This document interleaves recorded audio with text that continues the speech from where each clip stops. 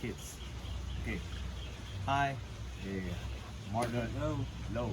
Marlon and Jaime here. We wanted to show you just a couple of cool things. Two things, maybe a game, or more than a game, a purpose that you can have while you're playing with your kids, and then something that they can learn once they're there. So the main thing, the reason that I like front mount or back mount is because they're not only very powerful positions in Jiu-Jitsu, so when you control somebody from the mount or from the back, it's very tough for the opponent, but they're also positions that are safe in a self-defense game. So if you've been playing with your kids, one of the things that you should be always aiming for is that you're playing with them and they're trying to mount you. So they're trying to play the game and you're stopping and you're moving and they're trying to get the back mount, but you go forward and they mount. The good thing about the mount here is that if somebody, like I told you, pushes them off, they can do the swimming. Boom, boom. You already have the side, under the head. Boom, boom. But most importantly, if they want to control the situation, they can sit up, check the hands right here, and they can negotiate, asking the person, yo, you're gonna leave me alone, because from here typically people won't be able to move and they cannot hit your kid, and it's a very safe position for them to be. But now you can add one thing extra. It's called the Americana. So Marlon moves here, you're playing with your kid, you get the top. The Americana, actually the original name was chicken wing. They call it Americana because American wrestlers are the ones that have made it famous. Kimura, which is the other way around, it was because a guy named Kimura. So just in case your kid wants to know the history, Americana got very famous by American wrestlers competing in sambo tournaments. Once they're in the mount, how can I execute the Americana? I can pin with both hands, one hand to the ground. Both hands, one hand to the ground. And if you can start putting some resistance to your kids, it's gonna be better. Like you make it hard, so you have to push hard. And instead of pushing hard, you tell them to use their weight. Boom. And you see how immediately my elbow gets to Marlon's ear. Be careful, this is where a lot of the cauliflower happens, because they can hit you right there in the ear. Be careful with them, and your kids won't know the measure, they'll just hit you. Plus it's fun for them to see you in pain. So again, both hands down. And you see one hand, I always have it on the wrist. One hand on the wrist. One hand on the wrist, and the other one I'm pushing down. Boom. I just elbow Marlon because I just felt it. So sorry for that. Thank you. I go 1, 2. Americana. So once this is here, I tell your kids to connect their elbows to your ear. Softly.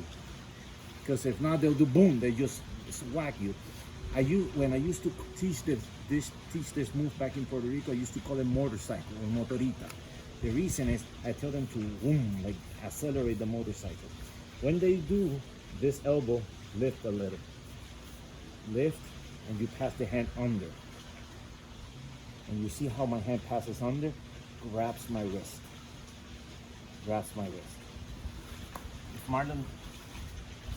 Marlon does it like this, imagine the floor is here, so you see what I'm actually doing. I'm putting my elbow here, and I'm passing my hand under, and I'm grabbing. You see? This is basically what is happening right here on the floor. Once this is here, they can put, like what I try to tell my kids is to put their elbow to their knees. Now they lift. And that breaks. Because what you're basically doing is you're doing this turkey motion. Actually, it hurts from there. But because my hand is here, and that's basically the move. But you're doing it on the floor, so you're not giving space for the hand to move. So it hurts even quicker. The motorcycle is super important. To see my hand, no motorcycle. No motorcycle. Taps, right? Motorcycle. Boom. And it's super tight. Hurts a lot more. Got the concept? That's the Americana. Cool thing to add to the training with your kids. Please record this one particularly so I can see the kids they do the good thing. So a good way, I'll do the technique from the bottom so Marlon can practice it. Marlon is with me. So I'm playing with him. You see a little thing that you as a parent can do. You can become little, so your kid has to move you and they work, yes, and they melt you.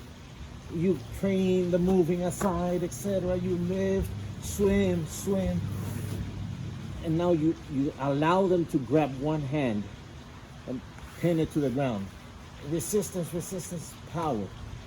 So when he drives the hand to the ground, as a parent, you see, let's say he makes a mistake, he puts it here. One thing you can do is you can drive your head to it and tell him, keep it close. This is a good way for them to learn. Now, it's gonna be hard for them sometimes to get the hand under my hand. So you see my hand, I lift it so they can pass the hand under. So they understand where the hand goes. And you tell them, just grab here, boom. Once they grab here, now you kind of guide them. And Marlon is not doing anything. I am driving my hand downwards, even though it hurts for me. Now you tell them, lift my hand. And that's the tap. It's a good way of practicing it with your kid, and you can guide them. You see, I give them the space under here, grab. You always tap, so it's very clear for them where they're going. Here, guide them. Okay, be careful with the ears. Enjoy.